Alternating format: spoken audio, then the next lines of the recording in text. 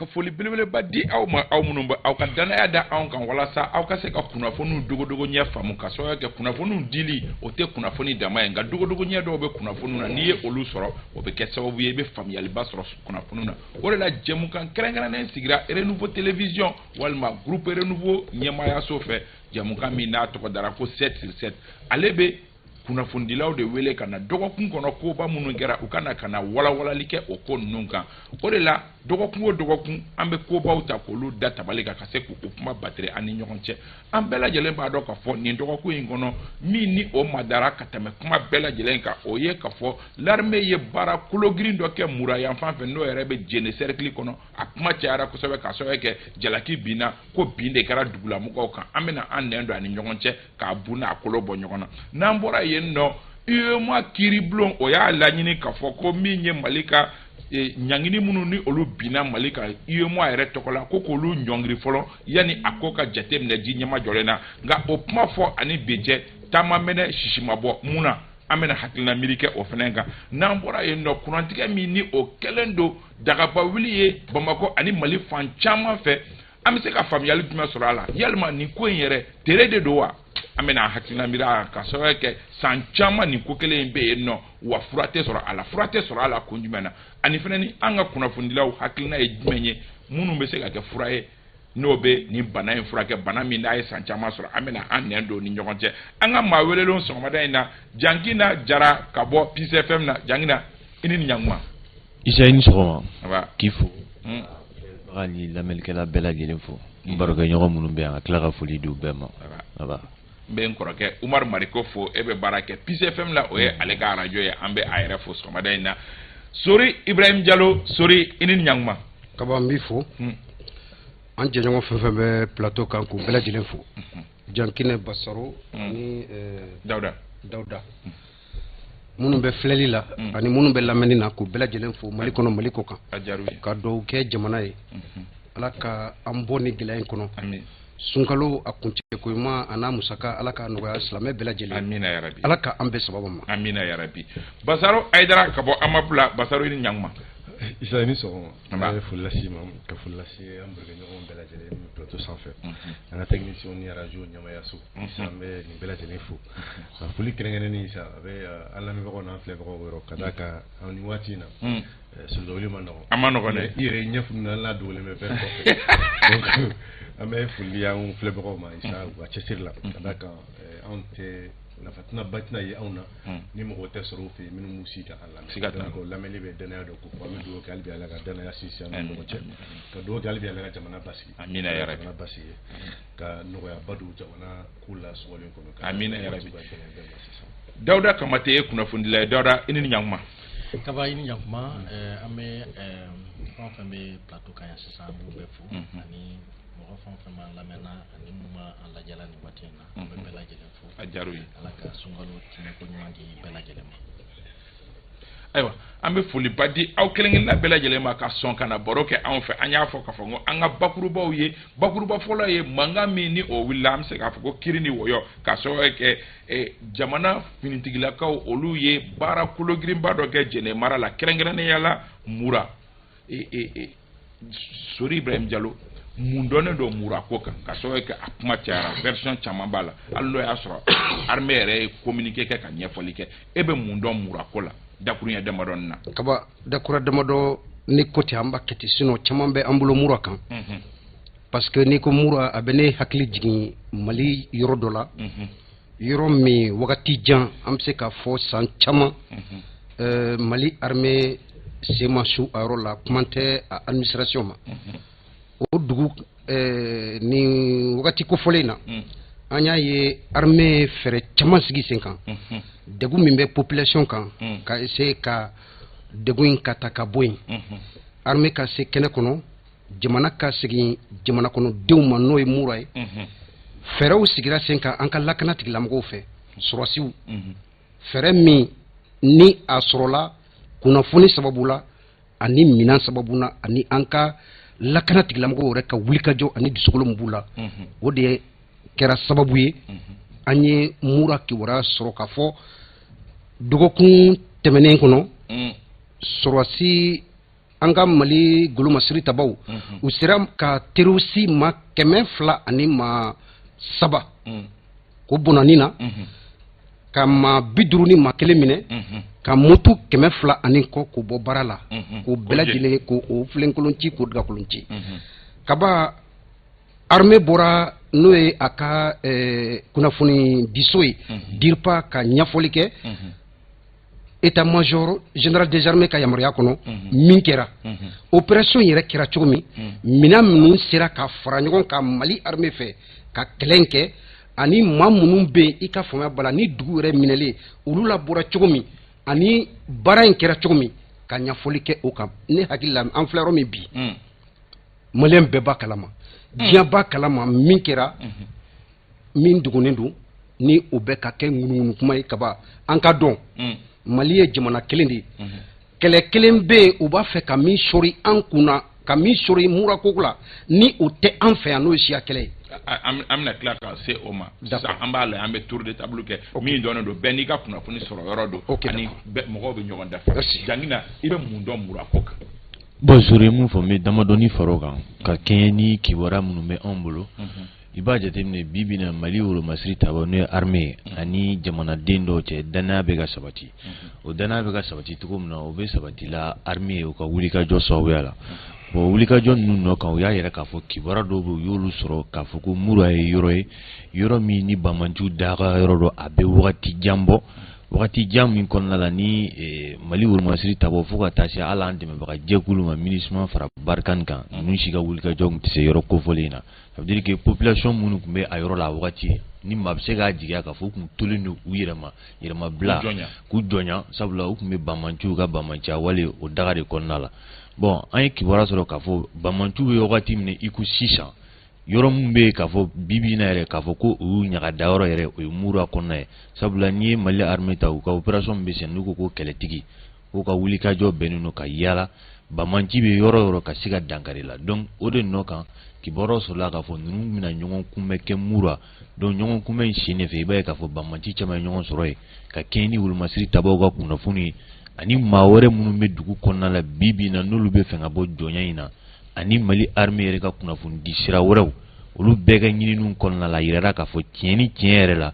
Banmanji ninnu kan ka ɲɔgɔn ye kɛ Murakaw fɛ donc o nɔ kan i b'a ye k'a fɔ armée y'a ka wulikajɔ kɛ mɔgɔ caman bɔnɛna ani na kulekan caman bɔra fɛn caman bɛ ka fɔ maintenant daw bɛna tila ka s'olu ma kɔfɛ sinon bi bi in na kibaruya ye min ye an kan ka se a fɔcogo n'a a kɛcogo la a n'a waati a kɛcogo la. ayiwa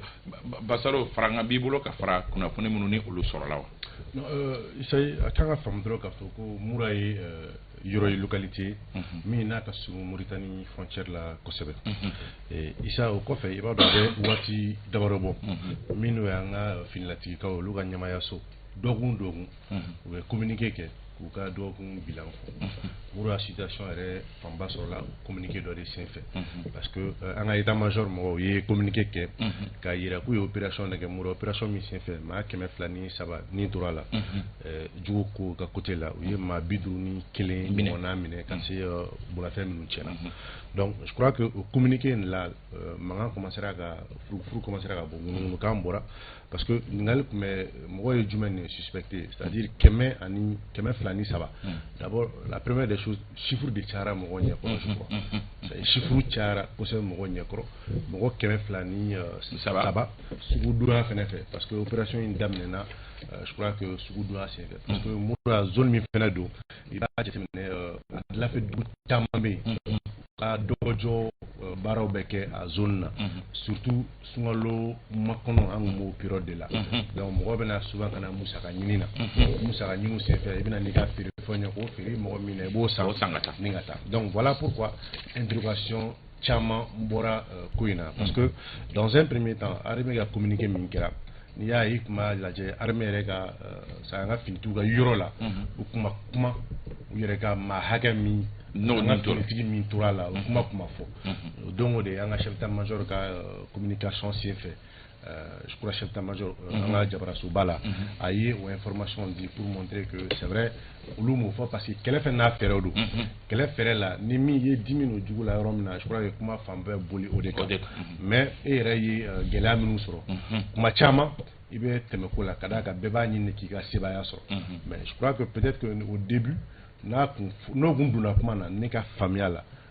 kuma chama mais afra ko fana shegin de yo non shegin ne fois non aka dogo oui mais absega ke parce que opération mindo afra ko opération il sporté gunu c'est-à-dire finitigu tarade ni nganu bla opération là donc ibado tsia ke na fo tra mo dagalé soro c'est-à-dire kaza ka finitigu soro wa kelegero la wa jabala la comme on a souvent l'habitude de le dire au jabala la ka ko taka ta kele nga riposte c'est-à-dire donc style te kelenye on devait offensive là exactement mais ni tra mo soro peut-être il y a l'effet de surprise au besegali un finitigu un nombre élevé l'effet de surprise parce que pour là c'est vrai que ou information soro ka foko bimena kuka mais abna yek mo la wati jonyon kele mina o maîtrise tout so ba soro be clé flash sabake konogwa na ka chronique mais ba soro wati mi il relâche vigilance au wati de bimeta kuka donc au c'est-à-dire au moake meto au kele là ni eretara attaquer il va je pense bien peut-être que communiquer follow qu'on ni akungira la ko al kele na on fait ko ma do soro minu ni ntura la kuma mi be sena o je crois que peut-être que Guntina ke ayo Dauda Farangambe bolo ka fara nu bela jelem kaba nana sigi kuma fota nu kan mais on mena mu fo c'est-à-dire amena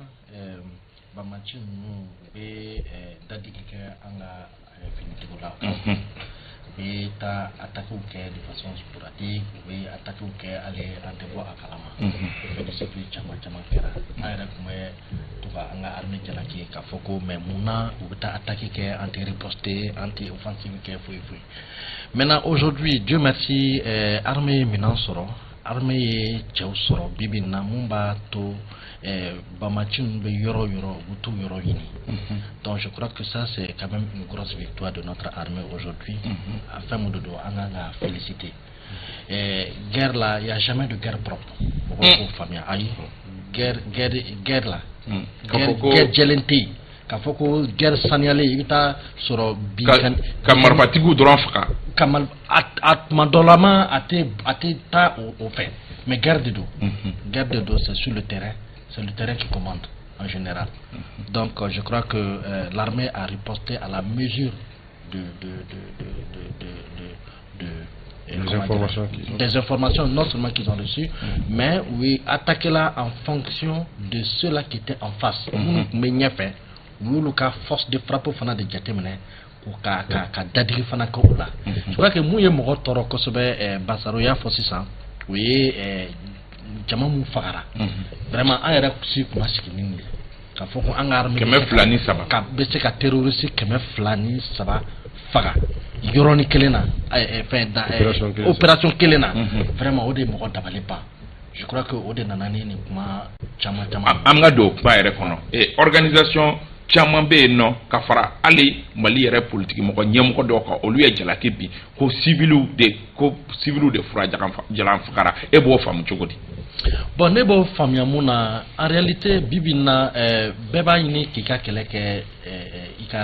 ika familial chogola ni ka intéressant d'intérêt là voilà donc ni droit de l'homme nous be droit de l'homme nous fengena ils ont le droit de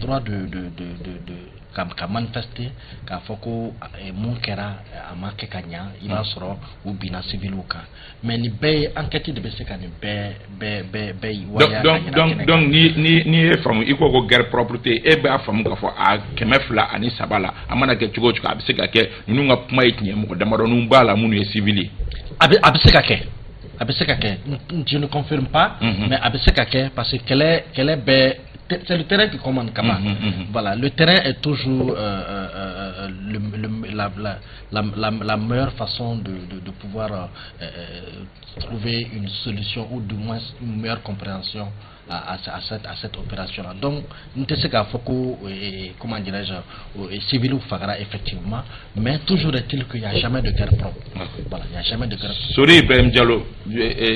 Aramadia la façade jekulu kafra politique nyamo ko baw do kan olu ya ida kan foko armée opération minke na fura ka foko jatike wale kelaw de fagara ko afamba te jatike wale kelaw ye ko jamana de onde fagara. D'accord. Kaba min dugulen bɛ maliyɛnw na n'an ka kan ka dɔn bi o ye k'a fɔ n'i ko ko kɛlɛ fɛn fila de don kunnafoni ani minɛn bi min ye bi ye a dogolen tɛ maliyɛn si la minɛn min bɛ Mali bolo Mali sɔrɔsiw bolo kunnafoni fan fɛ minɛn min b'u bolo kɛlɛkɛminɛn fan fɛ et encore an kana ɲina maa minnu tun bɛ ka an dɛmɛ an ka kɛlɛkɛlaw san caman kɔnɔ u lakɔkɔla bunahadamadenya o hukumu o bɛ se ka lawaleya cogo min na kɛlɛ yɔrɔ la ani kɛlɛ wagati la notre armée est aujourd'hui suffisamment formée n'i ye Mali ta kaba k'a lajɛ n da sera kunnafoni ma kunnafoni ye fɛn dɔ de ye min bɛ armée dɛmɛ kosɛbɛ a ka baara kɔnɔ n'i ye maa 200 ani maa 3 ta k'a lajɛ jadisi moto min tora la moto 200 kaba i b'a dɔn sɔrɔsiw kunnafoni b'u bolo a ka ca ni tile 10 ye u bɛ sɛgɛsɛgɛli la sanfɛ ani duguma mura mais jalaki min fɔra o ye vera kaba e b'a dɔn mɔgɔ minnu tun bɛ mɔgɔ réunion min tun don d'abord an ka dɔn ka fɔ chaque fois que ni Mali ye victoire dɔ kɛ i b'a ye dɔw bɛ wuli k'o ta k'o kɛ ko dɔ ye kaba mais sugudonya la n'a fɔra k'a fɔ ko bombardement sugudonya minnu fagara sugudonya u ye wagati dɔ de sugati u fana t'u kun fɔ kɛlɛ bɛɛ n'a fɛɛrɛ don non o to yen donc minnu fagara kaba u taara sugudonya la jihadistes de don u bɛ réunion de kɛ jiga minnu b'u bolo ani jiga bɛna sɔrɔ cogo min olu yɛrɛ bɛ lakɔkɔ cogo di u bɛ bolo cogo di attaques bɛna kɛ cogo di sugudonyaw de la u fana a jateminɛ k'u ka réunion k'a planifier ka bɛn n'o don ye o y'a sɔrɔ kunnafoni bɛɛ bɛ armée bolo donc jama bɔta cayara o parce que jihadiste fɛn fɛn bɛ attaque kɛ olu de farala ɲɔgɔn kan bɛɛ n'i ka tɔnden don bɛɛ n'i ka ɲɛmɔgɔ don olu de nana a ka ca ni maa 200 ni ko ye min nana mais Murakadɔw ye audio bila audio minnu kɔnɔ olu ye fɛn fɔ n b'a fɛ ka min f'i ɲɛna kaba i b'a dɔn jamana ko la bɛɛ n'i ka kunnafoni sɔrɔ cogo don tiɲɛ don mais bi min ye bi an kan ka dɔn k'a fɔ armée tɛ kunfɛ baara la bilen u banna maa minnu nana u taara ɲɔgɔn ye de la a ma kɛ dugu yɛrɛ kɔnɔ dugu da fɛ a ma kɛ dugu kɔnɔ sugu bɛ jɔ dugu kɔnɔ de n'a fɔra ko sugu Mali sugu si tɛ n'a bɛ jɔ n'a tɛ kɛ dugu kɔnɔ o tuma minnu b'a la ko sugu bombardé la e ma sɔn o ma kaba ne o tɛ kuma ye o ne o de fɔ n ko c'est à dire attaque min yɛrɛ kɛra bombardement min yɛrɛ kɛra a ma kɛ sanfɛ dama o mɔgɔw jiginna sɔrɔsiw la kokora hali a fɔra population yɛrɛ ye minnu b'a mɔgɔw ye maa ma tɛ yen k'a fɔ ko i sɛbɛnni t'i yɛrɛ la o bɛɛ ka bɔ ayiwa donc baara in tun ma kɛ kunfɛ baara ye quoi moi je crois que minnu bɛ wowoci la i bɛ hakɛ to kuma in hakɛ bɛ kuma in kɔrɔ mais c'est comme ça que a bɛ fɔ kaba minnu bɛ wowoci la fa sabali minnu bɛ ka kunnafoni wɛrɛ di nin ko la fa sabali bi min ye bi ye armée kaba ni e bɛ kuma téléphone na i b'a fɔ ko i jɔ n ka sabali téléphone na kuma don téléphone bila e kaba kumakan de bɛ armée bolo ni armée ko k'a bɛ e ɲini e sɛgɛsɛgɛ bi i kumakan jɔrɔ téléphone bɛ bila i kumakan dɔrɔn i bɛ ɲini ka dɔn i bɛ yɔrɔ sorry kana na cɛ ta ɲɔgɔnna fɔ de ko radar kura bɛ kana siga o la radar dama tɛ sa Mali tilalen bɛ zone 3 de ye bi information bɛ an ka armée bolo plani attaque fɛn o fɛn bɛ kɛ opération fɛn bɛɛ bɛ kɛ tout est des opérations planifiées et professionnelles ayiwa amina jangina c'est vrai que audio dɔ bɛ yen nɔ audio min kɔnɔ o tigi b'a ɲɛfɔ yɛrɛ k'a fɔ ko armée ye olu mɔgɔ caman lata ko ka t'u sigi yiri kɔrɔ yen nɔ k'u bɛna kelen-kelennin min la ko ka taa n'olu ye u ka t'olu kɛ dingɛ kɔnɔ k'u faga a ye jalaki caman bi est-ce que sɔnni kan ka sigi kuma ninnu kan Umaru Mariko fana y'a fɔ a dajɛ la k'a fɔ ko opération in ma terroriste faga ko bɛɛ ko opération in ye jamanadenw de bɔnɛ u ni na organisation taara f'olu ko olu bɔra 200 yɛrɛ la k'a fɔ ko mɔgɔ 300 ɲɔgɔnna k'o de bɔnɛ n'a ɲina Isa kuma in ka gɛlɛ a ka gɛlɛ fo ka taa fɔ a to ten mais ne hakili la kuma in a kan ka kɛ ni hakili ye parce que ni hakili bilala dusu ye a ko la i bɛ taa fili la parce que terroriste kɛlɛ filɛ nin mɔgɔ min ye terroriste kɛlɛ ko terroriste ma bɔ sanfɛ ka cun a bɔ du dɔ de kɔnɔ a bɔ sigida dɔ de la voilà maintenant ni terroriste bɛ dugu min na walima e dɔgɔnin don walima i nimɔgɔkɛ don walima i karisalaka don mais n'a ma ko fɔ don min na ni wuli kɛra nɔfɛ a bɛna fɔ ko civil fagara ne m'a fɔ ko civil ma faga dɛ n m'a fɔ fɛnɛ ko civil fagara ne m'o si fɔ mais ko in ye min ye il faut k'a ka ɲɛɲini ni hakili de ye hakili la kamate mun fɔ enquête mun dayɛlɛ la o de bɛ se ka nin ko in bɛɛ farafasiya k'a jɛya k'a di mais ne bolo armée ye kunnafoni min di n'o ye DIRPA mɔgɔ ye a ma bali ne la k'a fɔ ko mɔgɔ 200 ni kɔ sara parce que e bɛ ka mun fɔ nin hali dɔw yɛrɛ fɛnɛ kibaruya yira k'a fɔ ko armée ye mun faga k'a ka ca n'o bɛɛ ye parce que a yirala k'a fɔ ko kibaruya de sɔrɔla armée bolo ko Mali terroriste kulu bɛɛ lajɛlen de bɛna ɲɔgɔn sɔrɔ Mura kɔnɔna la donc ko armée wuli ka jɔ kɛ a bɛɛ nana dɔw ma na mais minnu nana ka jateminɛ k'a fɔ ko dɔw tun bɛ tu kɔnɔ tukɔnɔmɔgɔ ninnu kɛlɛ daminɛ ka bɔ tu kɔnɔ ka na fɔ dugu kɔnɔ ne y'o kibaruya mun sɔrɔ dɛ kɛlɛ daminɛ tu kɔnɔ ka na fɔ dugu kɔnɔ wa yanni dugu kɔnɔ yɛrɛ cɛ terroristes attaquera tuma min na tu kɔnɔ renfort dɔw fɛnɛ bɔra kɛrɛfɛ dugu la k'a fɔ u bɛna dɛmɛ d'u ma olu fɛnɛ susura donc ni armée yɛrɛ ka kibaruya ta ka lajɛ olu kɔɔriw bɛɛ fara ɲɔgɔn kan k'o ye 203 ye maintenant ONG ninnu bɛ mun fɔla nin ye ne ka faamu na n m'a fɔ n ko a bɛɛ mais ne ka danaya tɛ a dɔw kan ayi ne ka danaya t'a dɔw kan dɛ a danaya t'a dɔw kan parce que ONG ninnu caman bɛ yen mais invisible de b'olu kɔfɛ fɛn wɛrɛ b'olu kɔfɛ ka fɛn wɛrɛ f'olu ɲɛna n'olu b'o baara la parce que n'i y'a jateminɛ n'i y'a ta ka lajɛ kuma bɛ bɔ ni kuma ye hakili jagabɔ don irisiw fɛ ONG dɔw b'an fɛ yan olu gɛnkunu 15 k'u ka b'u ka jamana la k'a sababu kɛ u bɛ ka kibaruya min di olu ka kɛlɛ taabolo kan olu fɛla tɛ donc ne b'a faamu cogoya min na fɛnɛ o fɛnɛ kɔfɛ bi bi in na maa dɔw b'an ka jamana kɔnɔ yan olu y'a yira k'a fɔ ko Mali ni dɔw bɛ bolo di ɲɔgɔn ma na n'olu kɛra sababu ye ka gɛrɛ Mali la ko a bɛ fɔ min ma ko exaction n'o ye civil faga ye ko o bɛna caya Mali kɔnɔ donc ce qui veut dire que Mali kan k'i sigi ni fɛn bɛɛ ye nin wagati in na donc kibaruya dicogo wagati dɔw la i kɔrɔtɔgɔ jugu i yɛrɛ bolo k'i bɛna kibaruya di i bɛna tiɲɛni de kɛ donc ne m'a fɔ ko DIRPA ye mun fɔ an ye kunnafoni dilaw ye an ka ressources b'an bolo an bɛ se k'a sɛgɛsɛgɛ ka ɲinini kɛ ani enquête minnu dayɛlɛlen olu bɛ se ka a jɛya mais bi bi in na k'a fɔ k'i bɛ i focaliser ONG ninnu ka rapport n'u ka fɛnw kan pour moi ce ne sont pas des ONG aujourd'hui a bɛɛ ne bolo fiabilité mun bɛ ɲini na kunnafoni dili la ne m'a la n'o b'u ka baara la mais an ka ɲinini kɛ ni hakili nin ko in na an ka dusu bila kɔfɛ parce que i bɛ ka Mariko mun fɔ ne hakili la bi bi in na ne ka faamu na dɛ Mariko kumana ni dusu ye ni kumana ni dusu ye jama ɲɛmɔgɔ wagati dɔ la a bɛ bila funu minɛ parce que ni fununa mara taabolo la fo kana don armée o kɔnɔna la ka kibaruya dɔw fɔ ne hakili la Mali armée gɛlɛya caman sɔrɔ wagati caman ale yɛrɛ wuli ka jɔ caman kɛ mais bi bi in na ni i yɛrɛ tilala kana kibaruya wɛrɛ di mun bɛ taa o fɛnw m'a fɔ ko ni tiɲɛ don dɛ ni tiɲɛ don tiɲɛ fɔli o man ka kɛ baasi ye mais ni ko dɔ kɛra wagati dɔ la armée bɛ dangun min na bi a ka kan a ka dɛmɛ ni kibaruya ye ɲɛɲini ka k'a la ni hakili ye ne bolo o de bɛ se ka taa sira yira Basaro mɔgɔ caman bɛ ka organisation minnu n'olu bɛ ka nin kuma ninnu fɔ mɔgɔ caman bɛ k'u ka crédibilité bila en cause k'a sɔrɔ bunti olu mɔgɔ kelenw de bɔra ni aw kibaruya ye k'a fɔ ko Faransikaw ye kɔɲɔkɛlaw de bombarder mais o wagati an bɛɛ y'o minɛ n'an tigɛ fila ye. Oui, d'abord Issa i ka nin ɲininkali in diyara n ye kosɛbɛ parce que ne yɛrɛ ye mɔgɔ dɔ pour défendre l'armée c'est-à-dire u ye bunti ta exemple la que je trouve très dangereux c'est-à-dire ne bolo o ye gɛlɛyaba ye gɛlɛya mun kan parce que n'an seginna k'an bɛ bunti histoire fɔ i b'a jateminɛ k'an ka finitigiw yɛrɛ olu ye communiqué kɛ bunti ko la k'a yira ko opération min kɛra bunti l'armée malienne participera à la depuis le début jusqu'à la fin donc si accusation n'o bɛ se ka bin Andem Bora à l'époque qui était, comment on appelle, Barkhane, nous avons aussi participé à l'opération. Donc, une accusation de Ambe Djalaki, Baraye, et Follet. Flana Djoumaïsa, à l'époque, il y a un accord Mingmani,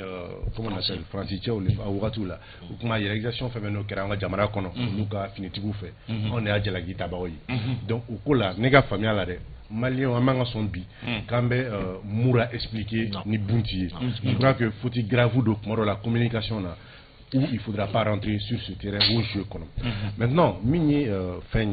comment on appelle, ONG je crois que chacun est là pour ses intérêts. L'État malien, à travers l'armée, ou ka bara jumani, ka lakana sabati, ka jamana kono donc quand wajibiya ka lakana sabati ka jamana kono donc minye ni ONG no fene ka bara te dore Mali engagement no feneta. En fait, il y a une ONG no vraiment jamana kono. C'est parce que le Mali s'est engagé par rapport aux questions des droits de l'homme. Engagement menumbe al nibe kelela o do lawale al wajibi. Voilà pourquoi bi état-major mini nous comment on appelle enquête c'est important enquête pour le casser gadon la minkera parce que il faut aussi admettre comment gagler mais sauf que tiens dans comment on appelle les rapports de guerre dans l'intérieur la ka sigi ka tila ka wuli ka taa yo kuma fɔ i ye ɲininkali f'i ka kuma na i y'o fɔ ko kuma na fɔli donc si c'est des faits qui sont avérés olu tɛ olu man ka kɛ non je ne dis pas kan ka sanctionner mais a man ka kɛ parce que il faut admettre que en sɔnna o i ma sɔn mɔgɔ t'i den fili ko zone kuma dɔ la mais i bɛ baara de kɛ kuma dɔ la min b'a to a bɛ se ka bɔ tiɲɛni na minnu opération min kɛra Bunti n'i y'a jateminɛ maa minnu bɛ kɛlɛ la ni terroriste do a caman ye Mariku ka kuma bɔ de yira ko a caman ye an ka jamana kɔnɔdenw de n'a ko maliyɛnw de fagara ne b'a jateminɛ o cogoya de la mais Basɔrɔ n'i bɛ mɔgɔ faga i kan ka faga de non Ayisa non n'i bɛ mɔgɔ faga i kan ka faga an bɛ ka kuma sariya ko de la i b'a dɔn ko sariya la a dagalen tɛ ko ni zone donn'i fɛ i ka fɛn t'a ka zone kɛlɛ k'a sɔrɔ i n'a ka maramafɛn hakɛw tɛ kelen n'o tɛ kelen o ye sariya ye mais mɔgɔ fagala dun ne min fili Ayisa on ne justifie pas fagali tɛ se ka justifier non terroriste mais n'i y'a minɛ kuma sen fɛ mɔgɔ bɔ terroriste la an y'o caman ye mɔgɔ caman kɛra terroriste u tilara ka bɔ a la u yɛrɛ tilara ka kɛ facteur ye ka mɔgɔ wɛrɛw bɔ a la déradicalisation voilà un phénomène qui existe donc o bɛ sɔrɔ jumɛn fɛ état fɛnɛ kuma dɔ la a ka employabilité c'est-à-dire le fait que a ka bɛ min kɛ terrain kan ça peut amener d'autres personnes u bɛ minnu minɛ par exemple ni ko ju donna mun ne bɛna ni terroriste ye n'olu ju donnen don an bɛ caman dɔn a la mais ni ko donna les mêmes acteurs aujourd'hui minnu bɛ terroriste la bi demain peuvent être des moyens ka dɔw fɛnɛ bɔ a la voilà pourquoi a fɔ ko malidenw no kuma dɔ la entre nous an yɛrɛ m'o fɔ Mali ma fɔ hali a ka sigi caman k'an n'u ka kuma wa o ma fɔ wa o fɔra minnu ye aglogue ni fɛn ninnu kɛ an n'olu ma sigi ka fɔ kɛ an ma bɛnw kɛ yɔrɔ dɔw la wa bis les mêmes se retrouvent hali an ka organisation comment on appelle an ka institution dɔw kɔnɔ donc il faut comprendre souvent k'a fɔ gɛlɛya bɛ yen mais opération na ni opération kɛra kɛlɛ senfɛ maa o maa n'o fagara Isa an b'a fɔ ko ni fagali kɛra parce que a kɛra kɛlɛ de senfɛ kɛlɛ senfɛ mais minɛli kelen kɔ mais minɛni kelen kɔ kuma dɔ la je crois que olu mɔgɔ minɛnenw yɛrɛ bɛ an ka armée yɛrɛ dɛmɛ ka information wɛrɛw sɔrɔ ka tɛmɛ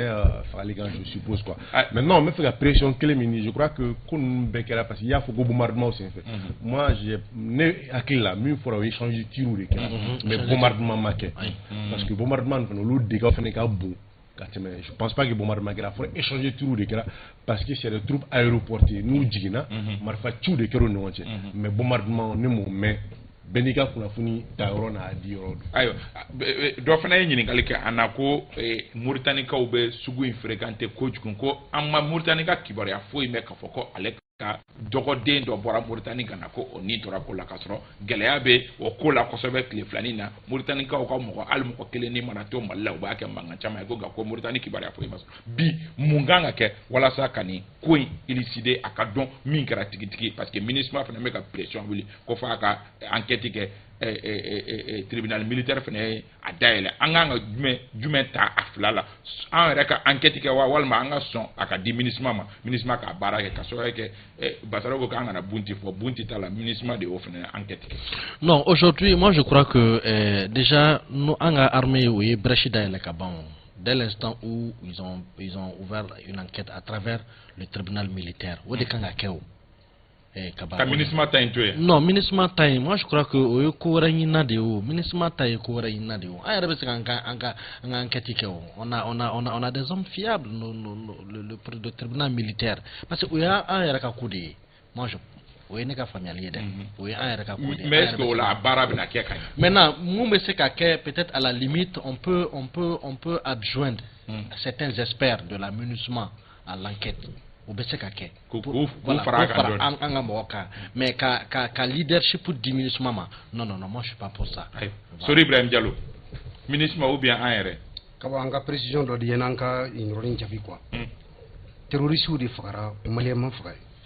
ni maliyɛn b'a la ni o fagara ça veut dire que o maliyɛn o tun bɛ attaque la walima o bɛ terrorisme fɛ donc terroristes de fagara cette précision là. Mali terroristes ni maliyɛn b'a la k'o fagara. La personne est terroriste. Ou précision, encore dit quoi? Ou dit donc terroriste ou de fagara. Enquête d'Alena Kaba. Enquête d'Alena. Enquête d'Alena no. Donc il faut. Tribunal militaire. Aka enquête inta bala. Maintenant, ni ou koko crédibilité bata la kasabu ke malien ou yere demande de bina enquête ke MINUSMA espère do bise ka faraka comme ya fo toko mina ka enquête ke mais jabi fene ka di. Je crois que obse ka ke sababu ka bela jelen lafia parce que idée woro be ka fo fin kono ante ka min fam donc ni obe sia do indexé ka kɛlɛ dɔw don an ni ɲɔgɔn cɛ jamana kɔnɔ pendant que le Mali ne connaît pas ce genre de guerre siya kɛlɛ tɛ an fɛ yan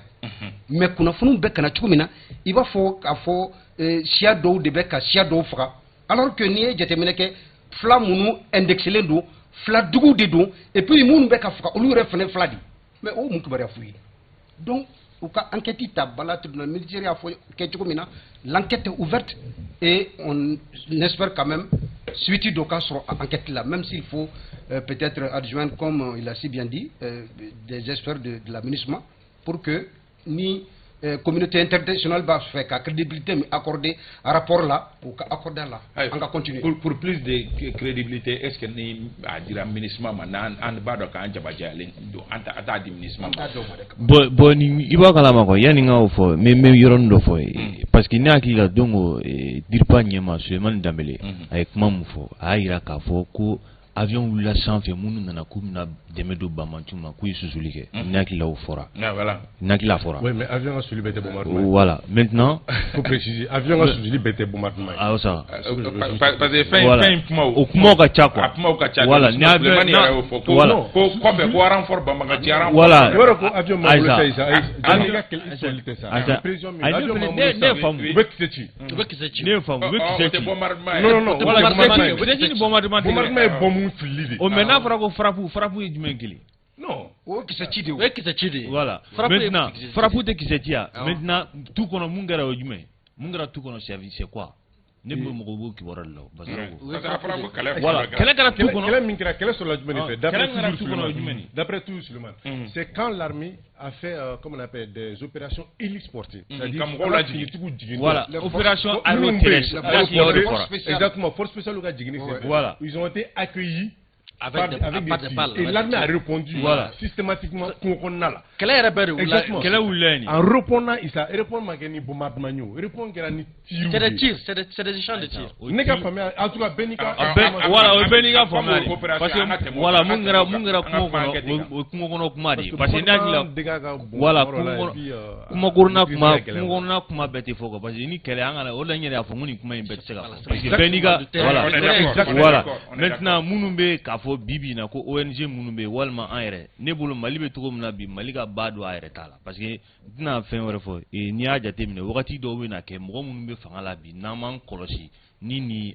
opération ni nin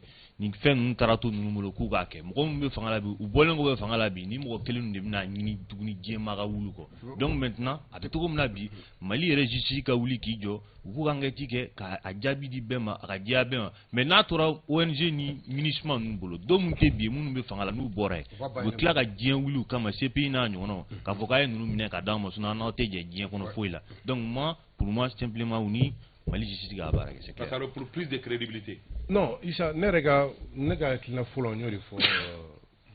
comment on appelle ne ka hakilina fɔlɔ kun ye jumɛn ye même les enquêtes là l'état an ka état-major a communiqué o senfɛ s'ils sont formels ne kun t'a la enquête ouverture kun dɔn non si enquête yɛrɛ man ka dayɛlɛ enquête dayɛlɛ kuma de la a b'a fɔ i ye min fɔ siga don n'i ka kuma fɔ voilà ne ka hakilina ta c'est à dire an ye kuma kun fɔlɔ minnu fɔ si on tɛ on m'an ka enquête dayɛlɛ o kuma fɔ et Issa peut-être que ce n'est pas l'occasion mais c'est aussi important à fɔ mɔgɔw ye tu sais que an b'a fɔ bamanankan na ko mɔgɔ i tɛ yɔrɔ min na n'i tɔgɔla kuma tora ka fɔ yen n'i m'i kɔlɔsi galon dayɛlɛ min ni tiɲɛ bolo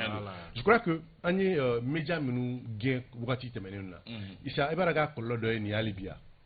parce que olu kɔni bɛ yan diɲɛlatigɛ kuma bɛɛ de fɔ non n'u kun bɛ yan bi on pouvait aller sur leur propre chaîne ka taa an ka démenti kɛ u ka mɔgɔ dɔw bɛ yan dɛ non dɔw bɛ yan u b'u ka baara an tɛ ka adressé u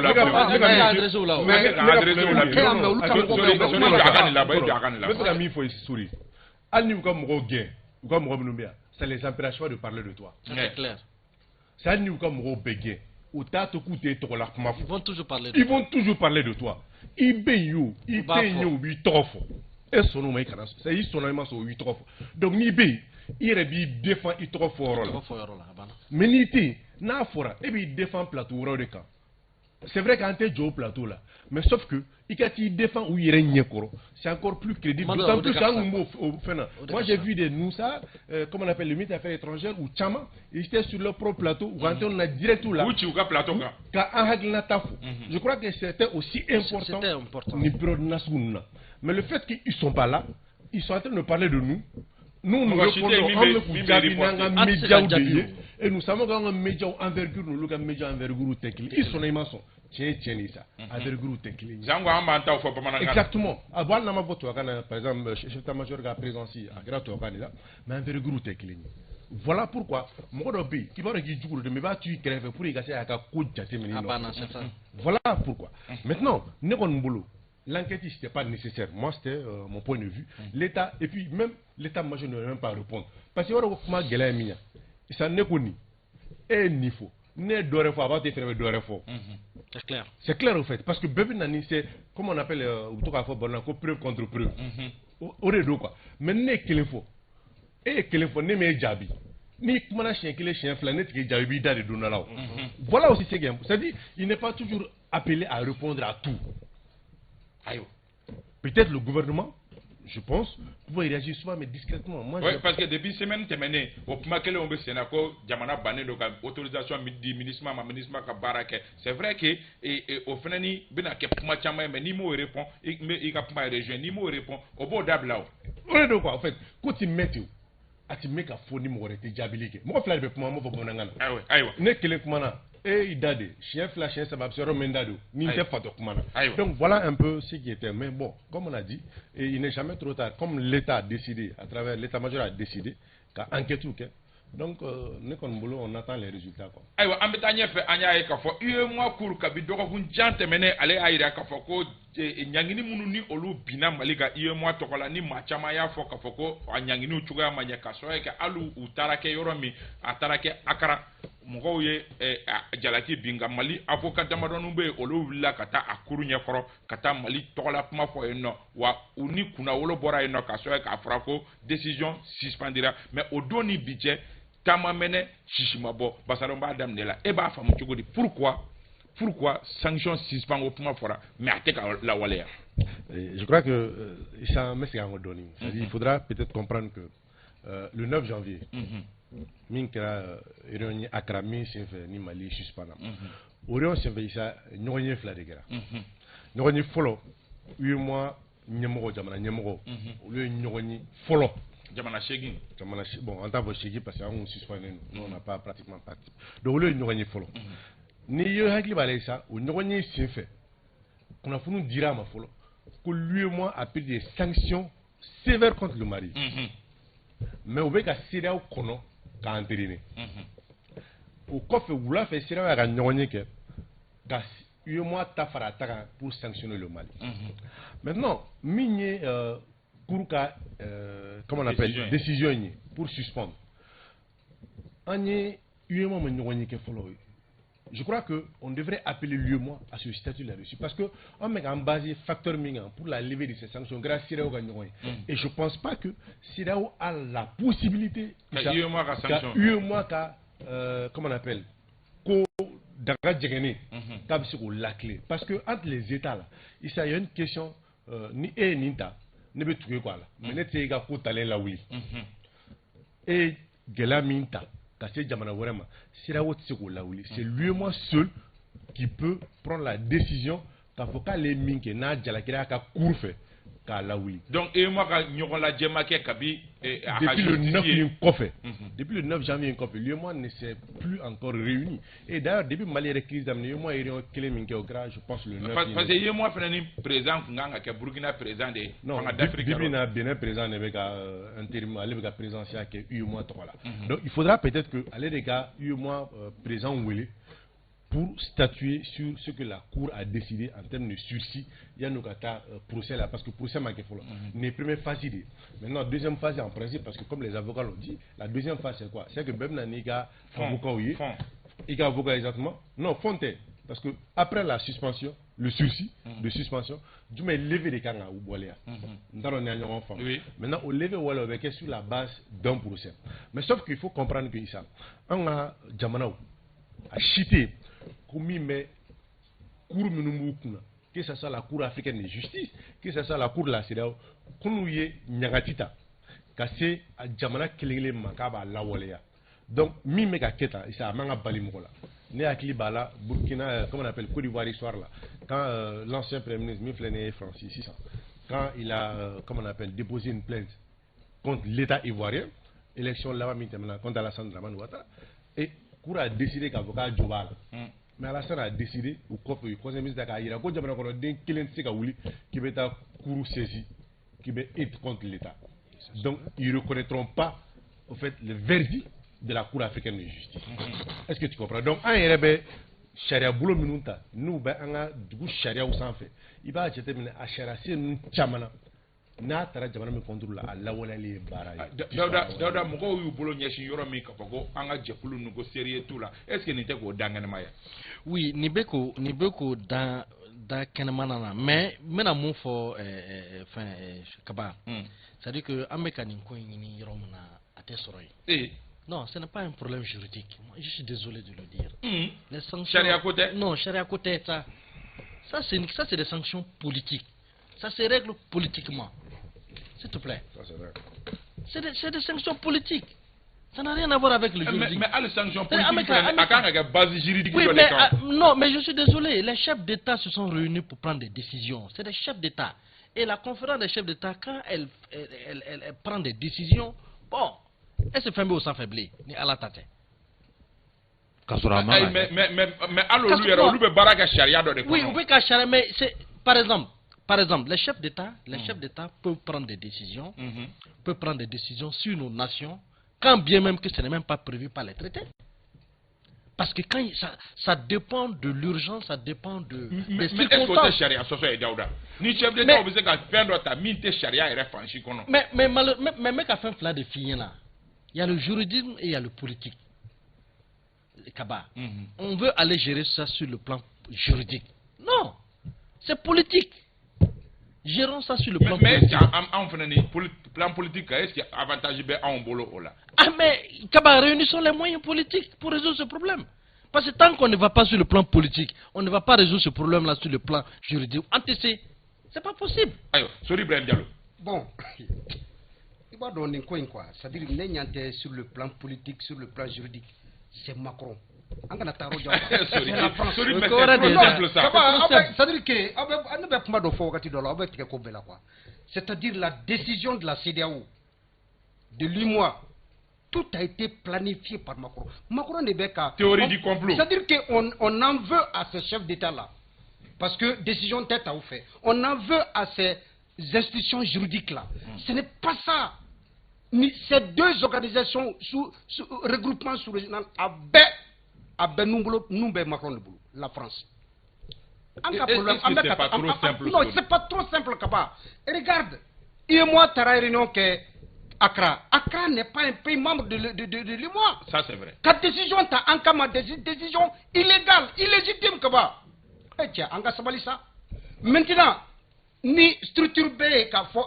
ni jamana pondé doy binkerika. Tu as le droit de faire de la saisine. La saisine, c'est pas effectué individuellement, c'est le pays qui a fait la saisine de la cour de l'IMOA. Décision pour Akabi, Albi, Antekablanga, droit kono. Pas politique, pas juridique. C'est la France et Macron. Sorry, la question. Aujourd'hui, ni Macron les sanctions ne sont pas des sanctions juridiques, c'est des sanctions politiques. Il faut régler le problème politiquement. On dit non à la France. Oui, je suis d'accord. Aujourd'hui, je suis d'accord avec ça. Mais il faut que nous ayons les moyens, les arguments politiques, c'est-à-dire sortir de cette situation. C'est la France. C'est toujours Macron. Oui, bon, c'est possible de le dire, mais ni le tien. Oui, non. Ça dit, moi, la même fois, Nebolo, comme Kamati l'a dit, on a beaucoup. Bon, d'accord. Quand Naï a jeté une naissance, c'est là où il y a un temps duré. Moi, il y a un chèque. C'est là où il y a un temps duré. A jamana tan duru la non mais influence fo France ga me jolne fo am sengal ko diwa drone fo France influence be munu ka am mi fo am mon don fana am mi fo am au Sénégal et la Côte d'Ivoire jamana tan ko intoindu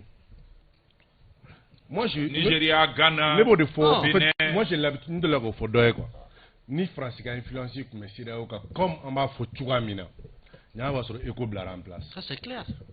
C'est clair. Ou dɛsɛra de. Mun na ECO jɔn de dɛsɛra? Oui, c'est vrai qu'en son temps Nigeria ye ECO ko bloqué dɔɔni. A bloqué mun de kama? A bloqué. Ko parce que ko France impliqué le mais alors c'est ça. Donc ça veut dire que c'est des chefs d'État qui s'assument et qui arrivent à dire non à la France. À un certain moment et puis à un certain niveau. Ghana président de tɔgɔ fɔ k'a bɛ n'o wele ko parce Non, que parce que sanction bila RFI ni France parce que CEDEAO de ɲɛmɔgɔ ye o. Voilà pourquoi a y'o tɔgɔ de fɔ. Mais sauf que n'i bɛ CEDEAO organisation kalama sa mɔgɔ kelen ka décision tɛ imposer bɛɛ kan o. N ko bɛɛ de bɛ jɛn n'a ye. Ni kuma min fɔra laɲini min fɔra bɛɛ de bɛ jɛn n'a ye o. Maintenant si nous pensons que la CEDEAO se limite au Ghana, la Côte d'Ivoire et le Sénégal,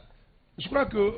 on pense que c'est tout faux en fait. Ça va au-delà de ça. Mais Daouda parle de décisions politiques. Est-ce que politiquement nous faisons une influence c'est qu'à toi convaincre qu'à sanction bonya anka? Non, Issa. Ou qu'à dongabo qu'à émissaire outil surtout que Kassibrou yé Alassane Ngamoko blalé de katake commission nyemoko yé Basaro Aïdara. Issa et Kamate Mifo. Bi ni ani CEDEAO bena. C'est-à-dire durer la transition là. Allez c'est la même dit. Non, ben, par rapport à la durée de la transition. Est-ce que la question là-bas, non, mais est-ce que CEDEAO bena a fait que sanction te wiliwa? Donc voilà pourquoi il dit, je suis d'accord, c'est une question politique. Voilà tout le problème. Le problème est bloqué parce qu'on n'arrive pas à s'entendre sur la durée. C'est tout. Jangine, c'est vrai que Jamanade, Chamambe, Okumala Kafoko, Macron, Debe, Nkobe, Djugoro, Eka Hakina, Kaso, Eke, Bessonen de Amakafoko, Jean-Claude Kassibruni, Oye, CEDEAO, Commission, Niamoye, Oye, Côte d'Ivoire, Moye.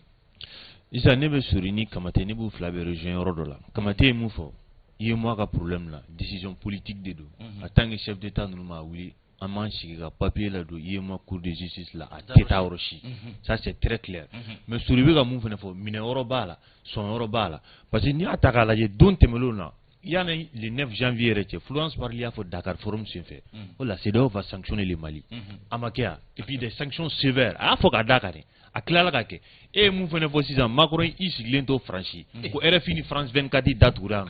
kabina et nana doulé ko ka Mali ko ka en sanctionner encore davantage parce que quand ka dangari droit de l'homme mais il va kalama problème est fin de anga famu anga et ni communauté nous fleni ni France tauri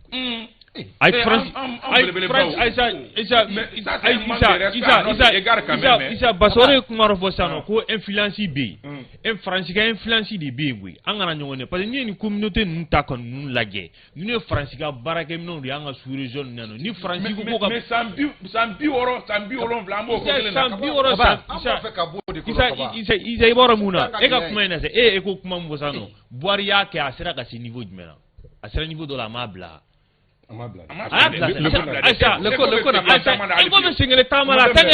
attends français moufo parce que domina boari yani boari gaule Alassane wuli la mune foray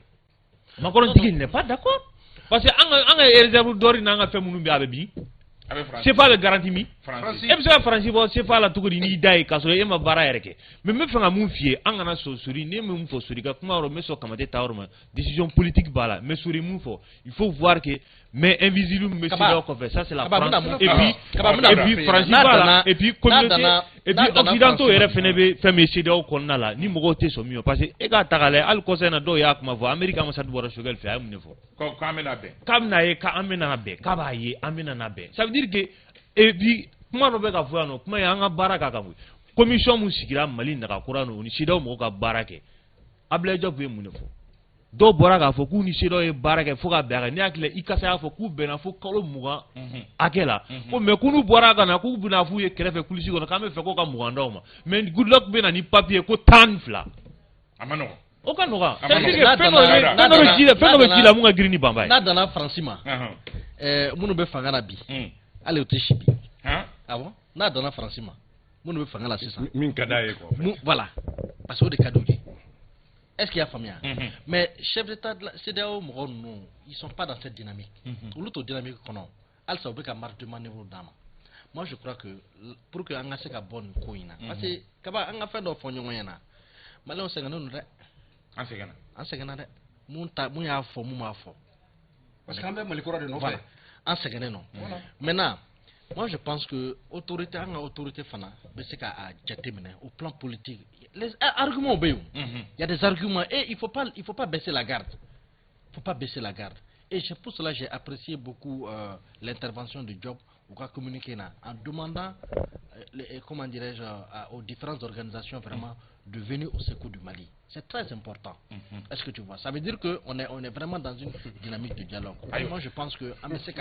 politiquement, la solution sera une couille. Ametanya fait ambaye kafo mi venani ni obe jamana yere kono numbela jele krefe kaso ka nyolo kuma fo gelea mimbe no o kafo ambe sungolo la nga sanwo sa mo ko bu sikini miye o kafo ni wakati sera kurantika beke wa o wakati sera nyina o kurantika kele gara sori kurantika be togo di awka sigidala bon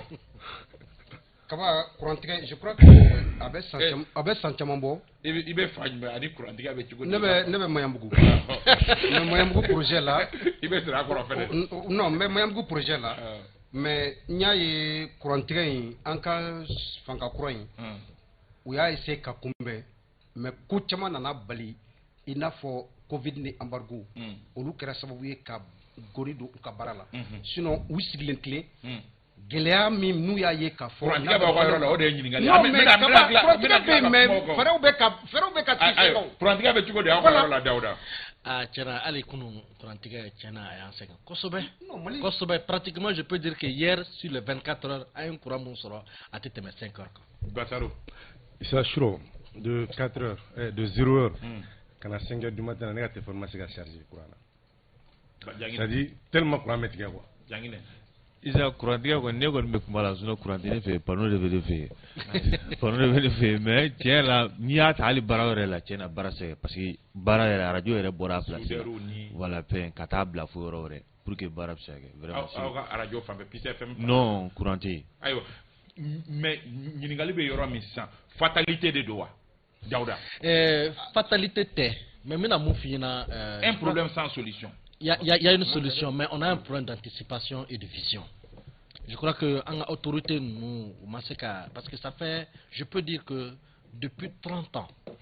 en tout cas depuis l'avènement de la démocratie, mais c'est qu'à fois qu'il n'y a pas eu un investissement sérieux dans le secteur de l'énergie. On n'a pas eu de vision d'anticipation. Mais moi, le groupe mais au groupe Mounana, c'est à l'actif de la transition. Mais qu'à finir que transition c'est qu'à résoudre. Il peut pas. Non. Parce qu'aujourd'hui, pour installer une capacité de production d'énergie de 100 MW, il faut de longues années. Il faut courant bara yana ketwa de. Est-ce que tu vois? Malheureusement,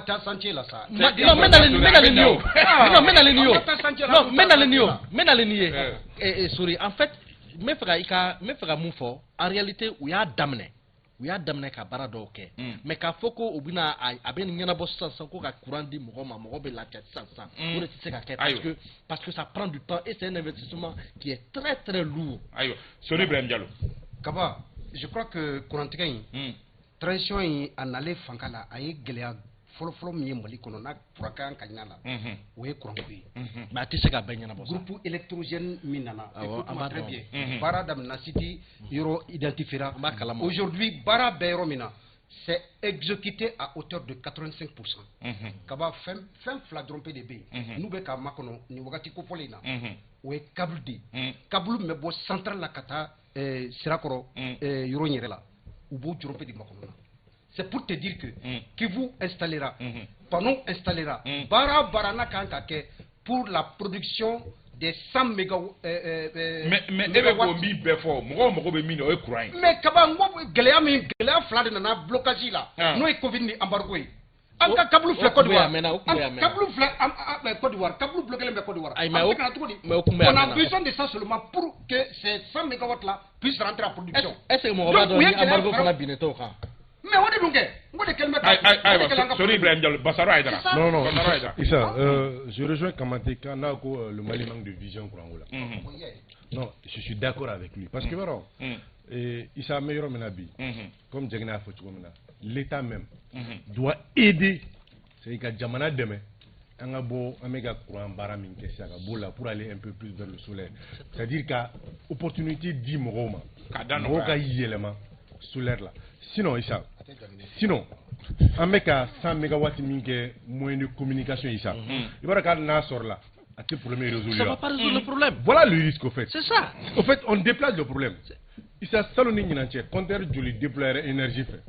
c'est trop k'a di mɔgɔw ma c'est des milliers au fait c'est ça tout le problème chaque année il faut faire des calculs mɔgɔ bɛ muso furu a bɛ courant ɲini quoi so bɛ jɔ courant bɛ ɲini kuma dɔ la dɔw b'u ka fɛnw falen ni min bɛ 50 ampères la o bɛ bɔ la ka taa 15 ampères la Issa il faut comprendre que et surtout Mali bɛɛ de don quoi an sɔnna k'a bɛɛ ti bɔ yan la Côte d'Ivoire nous donnait combien de mégawatts c'était les 100 mégawatts mais est-ce que c'est vrai que Côte d'Ivoire ma se k'a bɛɛ di dans l'eau là mais sauf que est-ce qu'il y a courant tigɛ bali wa non Côte d'Ivoire m'a dit jusqu'à d'après les informations 70 là m'a dit 70 ou comme on dit ama sur les temps demandé mais ça demande mais gɛlɛya fana b'olu yɛrɛ kan non gɛlɛya b'u ka sɔn ni ɲinɛ donc voilà que fatalité de don non an bɛ se ka kɛ flou ye fatalité tɛ Kamate ye mun fɔ il faut reconnaître k'a bɛ san 31 bɔ Mali ma investi courant ko la parce que u ye mun fɔ n'i ye courant baarakɛlaw ye président min nana n'o ye dɔɔni don courant ko la dɔɔni ça c'était Amadou Toumani Touré ala ka ɲinɛ ala k'a dayɔrɔ suma ale ye dɔɔni don a la mais o kɔfɛ an ma ɲɛmɔgɔ sɔrɔ mun ye wari don courant ko la et puis Kamate ye kuma dɔ fɔ tiɲɛ don dɛ courant k'a produit yan c'est un problème parce que n hakili la donc conseil des ministres la kuma bɔra kan programme 2022-2026 baara in bɛna k'o de kɔnɔna la ka Mali k'a courant ko kɛ souvenir ye malien bɛɛ la o de fɔra ce qui veut dire que courant ko k'a produit yan c'est un problème qu'à transporter c'est un problème qu'à distribuer c'est un problème on n'a pas les infrastructures nécessaires pour que Malien puisse se ka lafiya sɔrɔ courant ko la a nɔgɔni fɛ à court terme mais Lamine donc ka mɔgɔw encourager o bɛ se ka kɛ mais Lamine Seydou ye kuma min fɔ kuma laban min fɔ nin wagati ninnu na ne hakili la kuma de cayara dɔɔni ka tɛmɛ baara yɛrɛ kan baara kan an kana ɲɔgɔn communication min kɛra autour de ale ka groupe ninnu na depuis port la fo ka na se n'o ye yan 100 milliards donna la c'est bien c'est une très bonne chose bɛɛ hakili sera et même aller dire que c'est comme sur le point de fond, accessoire ko problème donc voilà, vous le bara allez dire rassurer le peuple malien que n'y a pas de délestage. Mais justement, mais embargo non,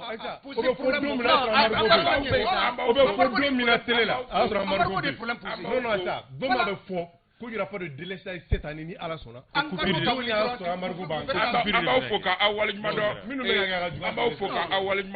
foli badi lamɛnbagaw bɛɛ lajɛlen ma an bɛ